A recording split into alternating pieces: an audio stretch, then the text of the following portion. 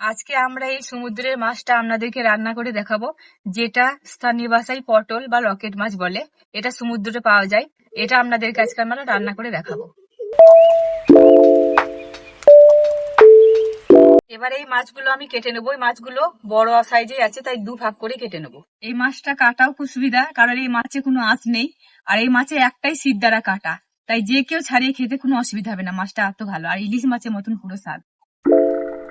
মাছটা এইভাবে কেটে নিতে হবে।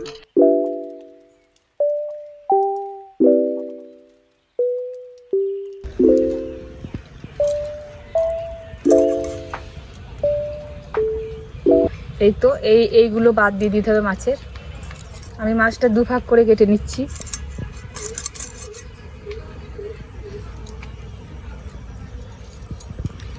মাথার এই অংশটাতে অনেক কিছু ঢুকে থাকে, নোংরা, তাই এইটা আমি বার করে ফেলে দিচ্ছি, যাতে করে মাছটা আমার খুব ভালোভাবে ধুয়ে নেওয়া হয়।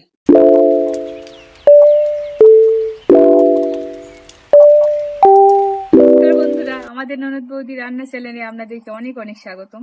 আশা করি আপনারা ভালো আছেন, আমরাও ভালো আছি। আজকে আমরা সমুদ্র মাছের আপনাদের ঝোল বানিয়ে দেখাবো, বাড়িতে খাওয়ার মতো সুস্বাদু ঝোল। তো চলুন রেসিপিটা শুরু করি।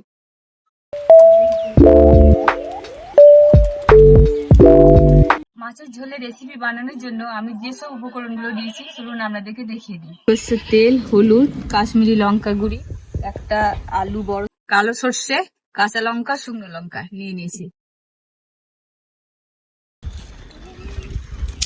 আমার উনানটা ধরে গেছে, বৌদি তুমি মশলাটা বানিয়ে নাও, আমি মাছটা ভেজে নিচ্ছি। হ্যাঁ, আমি মশলাগুলো বানিয়ে নিই। সাদা সর্ষে, কালো সর্ষে, একটা শুকনো লঙ্কা, কাঁচা লঙ্কা, এবার আমি একসাথে সবগুলো বেটে নেবো।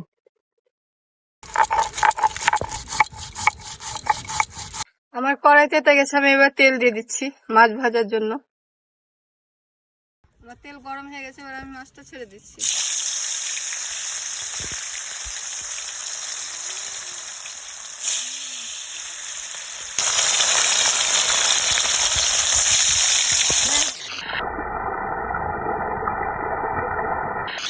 লঙ্কাটা আমার ভালোভাবে বাটা হয়ে গেছে, আমি উঠিয়ে নিচ্ছি।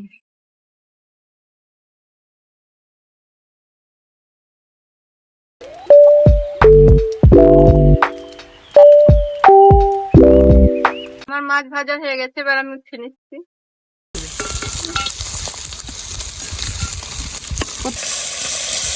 আমি এবার ফোড়ন করার জন্য দিয়ে দিচ্ছি তেজপাতা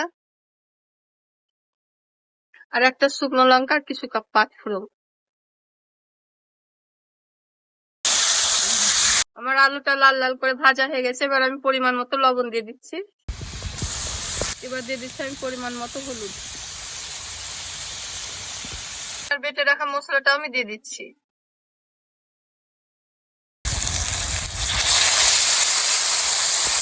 এবার আমি কিছু পরিমাণ দিয়ে দিচ্ছি শুকনো লঙ্কা গুঁড়ো। বন্ধুরা, বাঙালিরা আলু খাতে, তার জন্য আমি আলু দিয়েছি। আপনারা চাইলে আলুটা না দিতেও পারেন, এমনি বানালেও ভালো লাগবে। এবার পরিমাণ মতো আমি দিয়ে দিচ্ছি জল। আমার মশলা কষানো হয়ে গেছে, এবার কিছু পরিমাণ জল দিয়ে দিচ্ছি।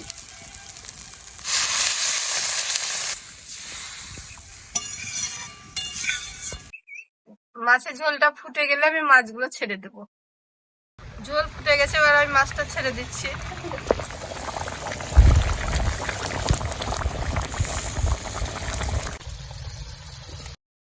আমি 6 মিনিটের জন্য ঢেকে দিয়েছিলাম, এবার আমি ঢাকনাটা উঠিয়ে নিচ্ছি।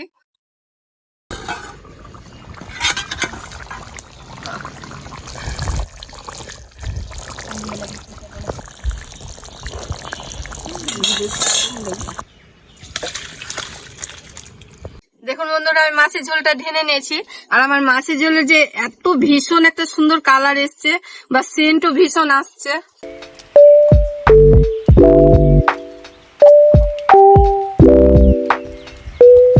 এটাই হচ্ছে আজকে আমাদের রেসিপি। গরম ভাতের সাথে একেবারে জমে যাবে। বাড়িতে ধরুন গেস্ট এলো, অল্প সময়ের মধ্যে রান্নাটা করে আপনারা পরিবেশন করতে পারবেন।